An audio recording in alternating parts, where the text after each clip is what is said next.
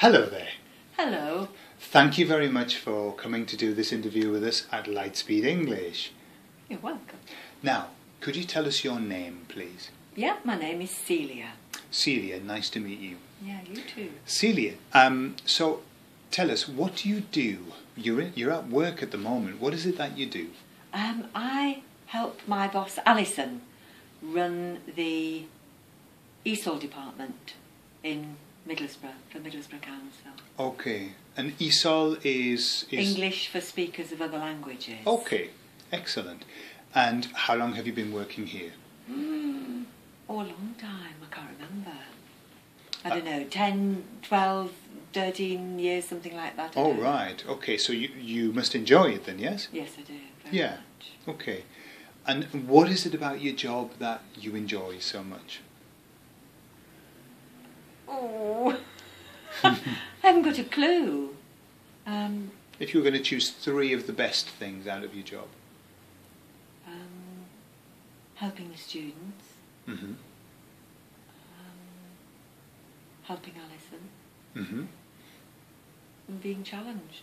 And being challenged. Yeah, well, I mean, not like I'm mentally challenged or anything, you know. Well, I am. I suppose that's part of the job. You know. Okay, so being I'm not challenged. like, you know, how being challenged can have a negative thing. Sure. Like if you're short, then you might be challenged in that way. But Yeah. it's usually, it can be a negative thing, can't it? But I don't class myself as being challenged in that Okay. way. Just things Good. that need, yeah.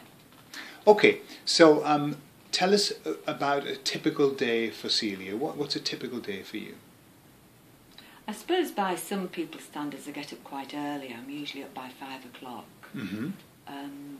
And I get to work. It takes me about an hour to get to work, so I'm here for 6:15. 1 hour to get here? Yeah. Where do you travel from? Near Whitby. Oh, right, okay. Mm-hmm. And then, yeah, just get stuck in. That first bit of the day before anybody else gets in the office is really nice. And you get such a lot done before the phones start ringing. Okay. So you say you arrive here about 6, did you say? About 6:30. 6:30, Yeah. okay, wow. And so do you open up? Yes. Yeah. Mm-hmm. Yeah. Okay. And then once everything starts to happen during the day and people are coming in, what kind of things do you do during the day? Some days I'm doing exams with students, marking speaking and listening exams, or invigilating or interlocuting while people do exams. A lot of computer work. Sure.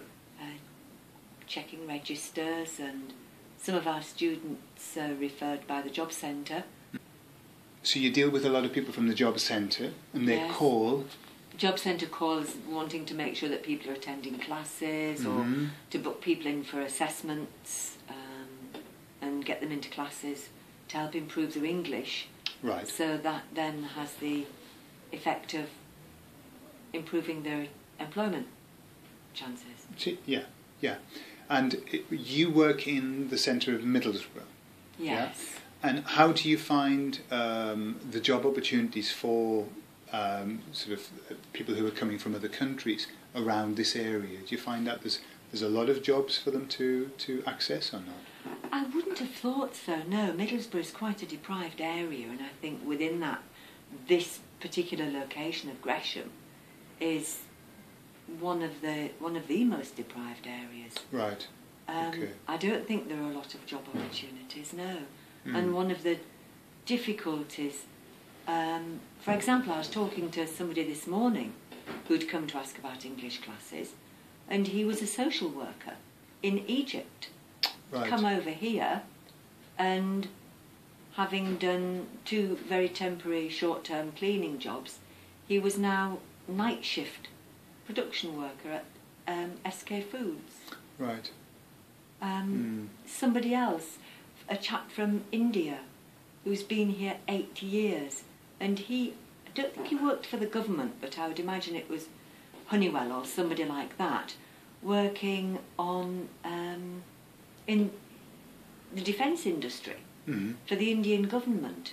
Right. And he'd given up that tremendously well-paid, wonderful career to come here and again working at SK Foods for national minimum wage. Sure.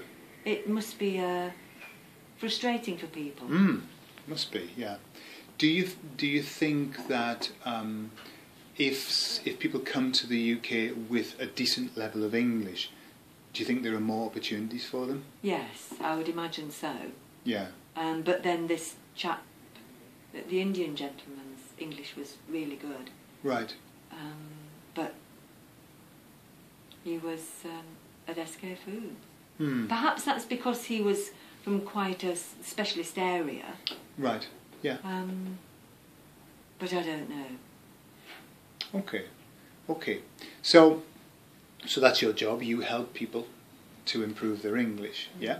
So when you're not being Celia, the help of improving English, yes. What do you do? What do you like to do? I'm Celia the sewer. Celia the sewer. What kind of sewing?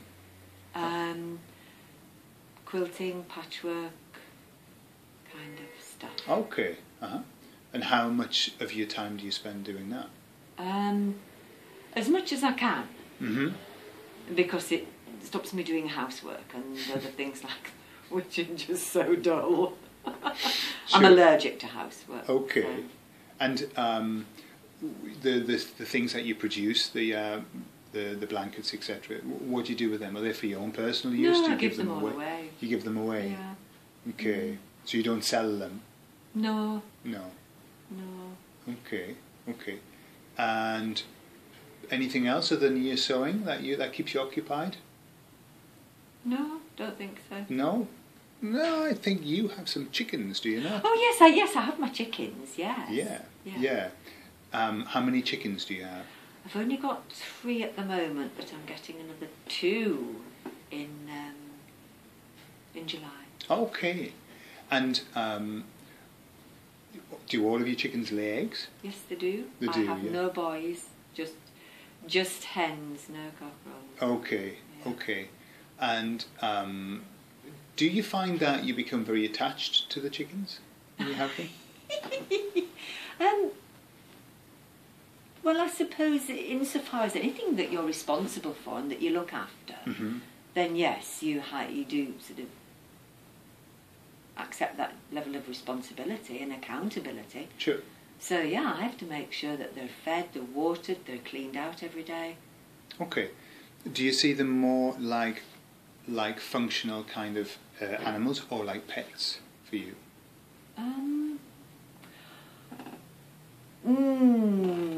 I'd like to say that they're like pets, but having said that, the minute they stop laying,